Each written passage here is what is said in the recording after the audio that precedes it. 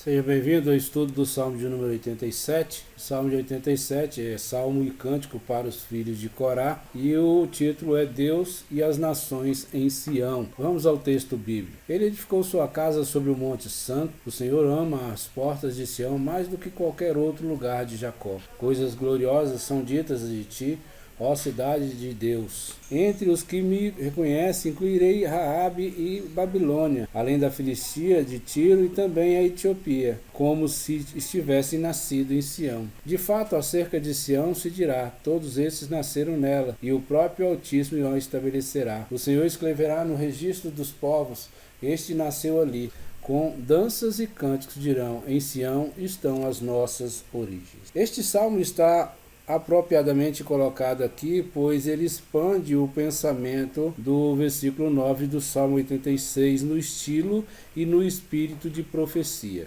É conciso, abrupto e enigmático como um oráculo profético em sua amplitude de visão e plenitude de esperança messiânica. Ela compete com as mais grandiosas declarações proféticas. Ele descreve Sião como a metrópole do reino universal de Deus, no qual todas as nações são adotadas como cidadãs. A cidadania de Sião ela é conferida a elas como se fosse delas por direito de nascimento. O Salmo está sozinho na forma peculiar em que a ideia é incorporada, embora muitas profecias levem a ela. Então nós vemos especialmente, certo, em Isaías capítulo 2, do versículo 2 ao 4, que é igual a Miqueias, que está escrito em Miqueias do capítulo 4, versículo 1 ao 3. Temos Isaías capítulo 11, versículo 10, Isaías capítulo 18, versículo 7, Isaías capítulo 19, versículo 19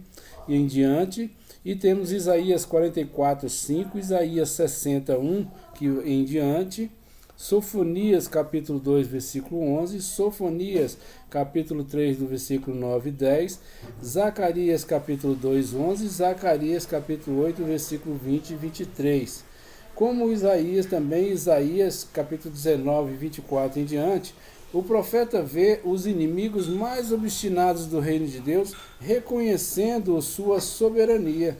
Ele vê as nações mais amargamente antagônicas a Israel, as mais diametralmente opostas em caráter ao verdadeiro espírito de Israel, as mais distantes da influência de Israel, colocadas em harmonia com Israel e adotadas em sua comunidade. Assim, o Salmo é uma predição da incorporação de todas as nações da Igreja de Cristo e o estabelecimento da nova e universal nacionalidade do Reino de Deus. É uma profecia na linguagem do Antigo Testamento sobre a Jerusalém de cima, que é a nossa mãe, conforme está em Gálatas capítulo 4, versículo 26. Ela aguarda o tempo em que os gentios não serão mais alienados da comunidade de Israel, mas concidadãos dos santos e da casa de Deus. Em Efésios capítulo 2, versículo 12 ao 19. Na verdade, não devemos ter a ideia cristã completa no novo nascimento das palavras. Este é nascido ali, pois principalmente se referem às nações, não a indivíduos. Ainda assim, podemos ver neles um prenúncio da verdade de que um novo nascimento é necessário para a entrada no reino de Deus, conforme está em João capítulo 3, versículo 3 em diante. O Salmo ele foi atribuído com considerável plausibilidade à época de Ezequias. O mesmo entusiasmo amoroso por Sião e as mesmas esperanças da conversão das nações nos encontram nos salmos e nas profecias daquele período. Veja especialmente o Salmo 46, versículo 47 e 47. 48 e 76. Isaías capítulo 19, 24 em diante, Raabe é o nome de Isaías para o Egito, Salmo 30, versículo 7, que era uma das principais potências da época. Babilônia entrou em contato com Judá, Isaías 39. Os filisteus foram subjugados por Ezequias, segundo a Reis, capítulo 18, versículo 8. Os etíopes estavam começando a anotar, conforme Isaías 18, Isaías 37, 9. E depois da retirada de Senaqueribe, muitas nações enviaram embaixadas de congratulações a Ezequias, como presentes para o templo, conforme está em 2 Crônicas, capítulo 32, versículo 23. Por outro lado, os paralelos de pensamento e linguagem com a última parte do livro de Isaías, especialmente Isaías 44, 5 e Isaías 61 em diante, e Zacarias, não são menos marcantes. E a menção da Babilônia em vez de Assíria aponta para uma data depois que o poder tomou o lugar da Síria como uma senhora da Ásia Ocidental.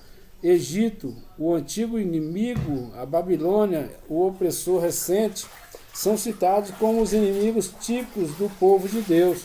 Parece melhor, então, supor que o Salmo foi escrito como o Salmo 85, após o retorno da Babilônia, para alegrar os corações abatidos dos exilados que voltavam, que estavam em perigo de ficarem totalmente desanimados com um contraste decepcionante entre a fraqueza e a insignificância de sua pequena comunidade e a grandeza e magnificência das promessas proféticas da glória e grandezas futuras de Sião. Em linguagem poética e com autoridade profética, reafirma as verdades fundamentais da escolha de Sião por Jeová e do destino de Sião em relação às nações.